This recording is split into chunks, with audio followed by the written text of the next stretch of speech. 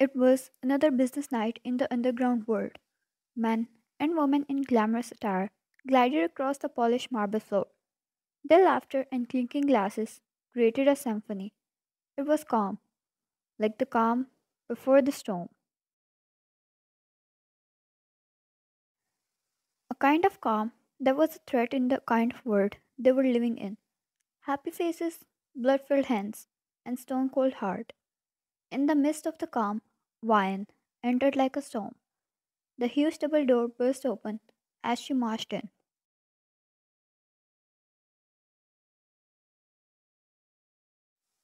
She was dressed in a sleek black gown, red lipstick, and hair tied up in a clean ponytail. The place was filled with people who talked in violence. No one was lesser of a monster, yet she had no ounce of fear or hesitation reflecting her face. She exuded an aura of authority.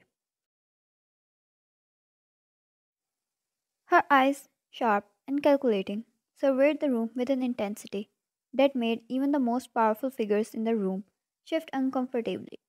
As Vine approached the center of the room, she kicked the man to the floor. The dramatic gasps were heard from the crowd.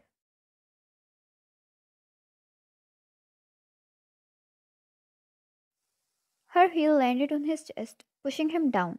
As he reached for the gun in his pocket, everyone knew who she was, the one to rule the South, the one no one would dare to mess with.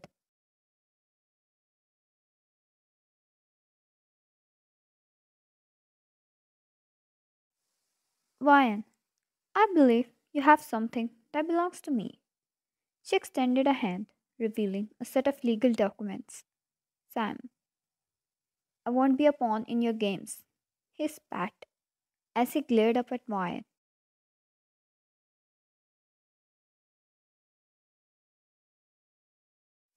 Vian, I believe you have something that belongs to me. She extended a hand, revealing a set of documents. Sign, I won't be a pawn in your games. He spat as he glared up at Vian. Vian, sign these papers, and this video stays our little secret. She whispered, her tone dripping with both menace and allure. She was not only powerful, but a dream of a lot of men. A beautiful young lady who would slice your skin while singing you a love song. Syme dropped to his knees, hate filling his eyes, yet he chose survival. Syme, I'm sorry. With a trembling hand, he grabbed the pen Wine offered and hastily scrawled his signature across the documents.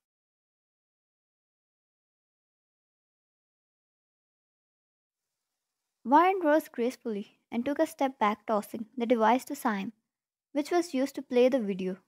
But he would be an idiot to think that Wine didn't keep a copy to herself. She stepped away, and so everyone got busy in their business once again.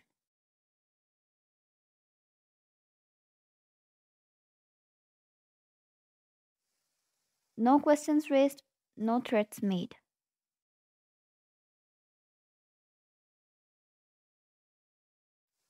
She walked over to one of the couch and took a seat, a glass of champagne in her hand, unaware of the predator's gaze on her. Jungkook watched the whole scene unfold before his eyes, where Wine ruled the south, he ruled the north.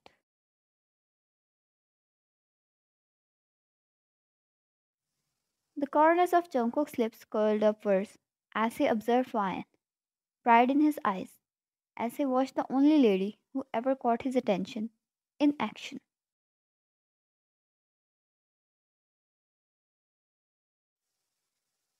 Jungkook got busy as well, but as time passed by and everything settled down, he approached her with calculated steps.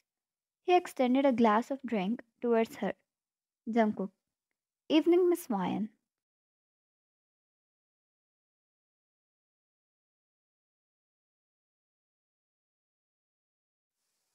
Wyan tried to face him. She had seen him in a lot of times, but every time it's devastating to look at such a charming male. Wyan, evening, Mr. John. She took the glass, but didn't have any of it.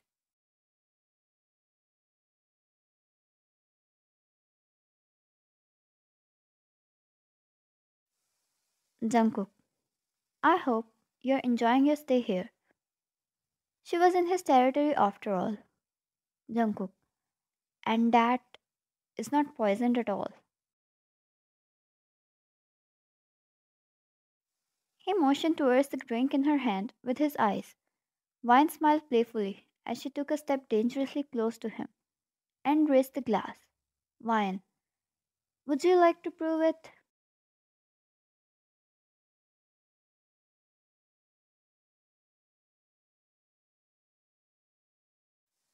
Jungkook chuckled, a sound that echoed with both authority and charm. He wrapped his fingers around hers, which held the glass, and took a sip of it.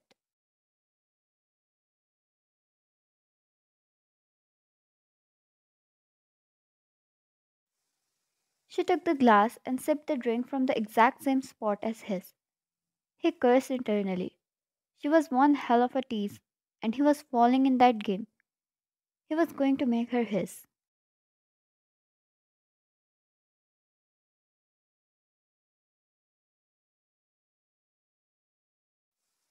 Wine.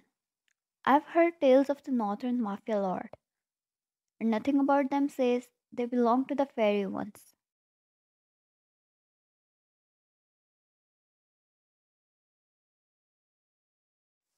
Jungkook leaned in, his proximity closing the distance between them. His thumb wiped the corner of her lip, and he eyed the skin, which got her lipstick on it, clearly wondering how the stain would look like on his body.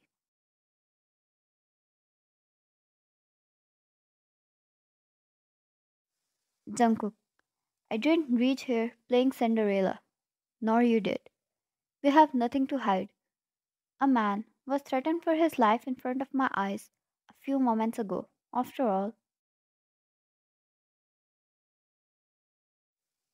Vine's lips curled up in a wry smile as she shrugged. The music shifted to a melodic tune. Jungkook extended a hand towards her. Jungkook, care to join me for a dance, Miss Vine?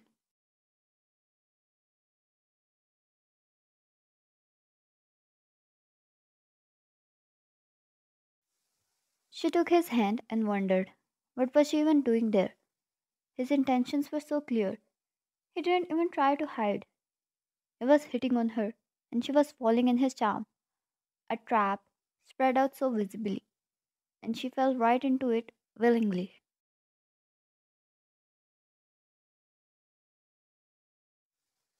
She didn't want this. She didn't want this world, the monsters here. And here she stepped on the dance floor willingly, with the king of them all. One might have seen a lot in her life, but he stood right at the top of them all.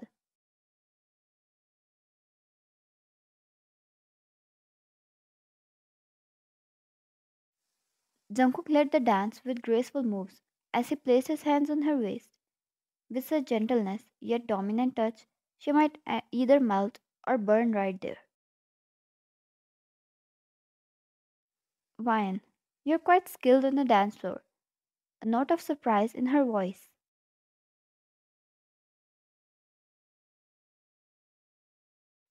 Jungkook, you haven't seen me with knives yet. He bragged, and surprisingly, it sounded so good coming out of his mouth. She shook her head slightly, needing to get herself straight. Vian, would you like to show me? Her heart and head was a complete mess, fighting, one screaming to run away, and other wanting nothing but more time with his man. Yet, her face reflected only grace and eyes a pool of playfulness.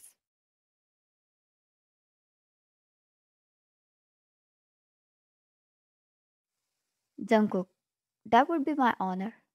He twirled her around so her back crashed against his chest. He wrapped his arm around her waist, and his fingers traced down her bare arm.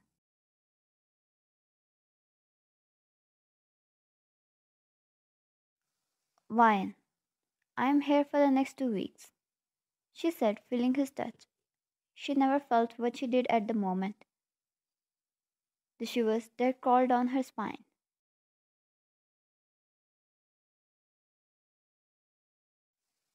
Wine, I would like to see it. before I return.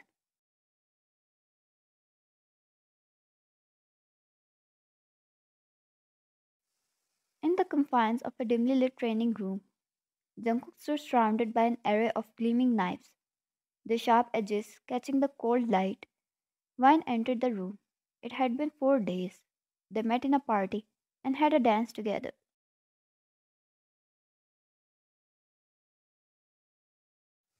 Jungkook, ever wondered, Wine, about the artistry of a blade? He said as his fingers traced over each knife. It's the most beautiful dance between life and death.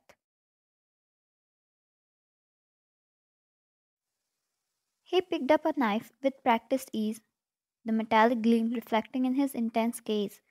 Jungkook, watch closely.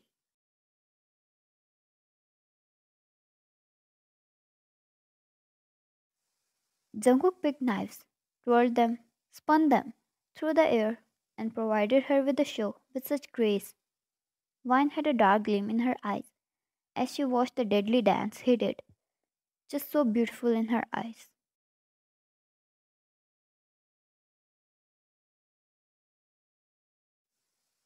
It took her 4 days to get her heart and her head straight. Was she living in delusion, thinking she could ever get out of this world like it was a movie? Even if she could, did she want it anymore? Things she craved whole night, but suddenly changed just by meeting him. He drove her to edge. She couldn't rest or sleep a minute after meeting him.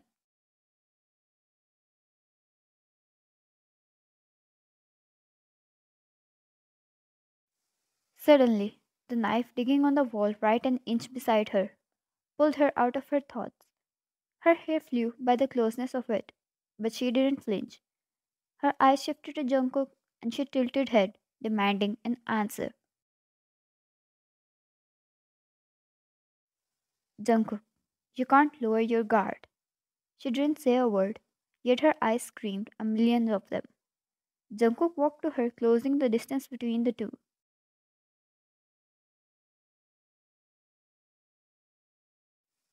She knew his intentions. They screamed so loudly. There was no hiding. Jungkook, one day. He pulled the knife from the wall. Jungkook, one day I'm going to make you mine, and then I'll give you the word.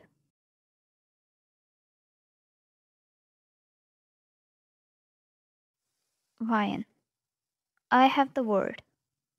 Jungkook, you don't have the freedom. I'll give you that.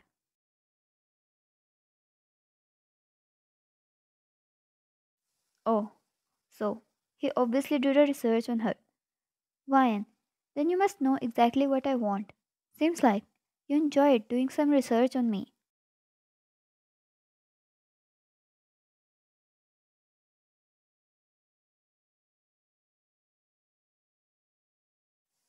Jungkook, a man, a normal employee, free of blood and violence.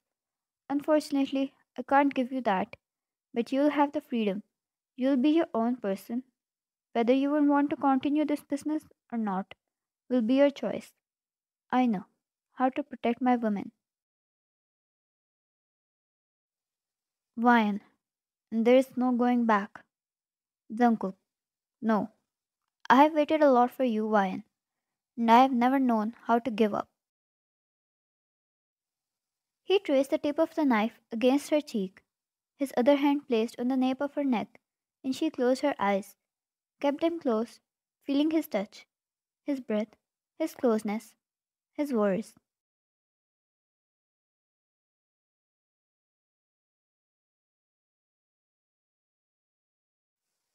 There was no guarantee to his words, but she trusted him. She held his shirt and pulled him in for a kiss. Their lips met as Jungkook placed both of his hands on the wall and kissed her deeply,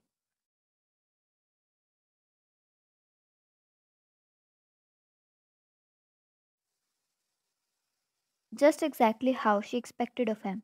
The deep, passionate kiss, a kiss that sent her to heaven and back.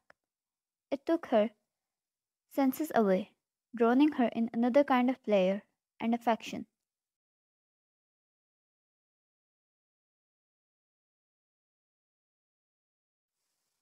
He placed his hands on her waist and picked her up, walking over to the couch and placed her down, taking a seat beside her. The two pulled back from the kiss, and then Jungkook kissed her forehead, a move that truly surprised her, but filled her with warmth. What was this she felt? It gave her a sense of protection. She was clearly capable of doing that, but was it how it felt to have someone you could rely on?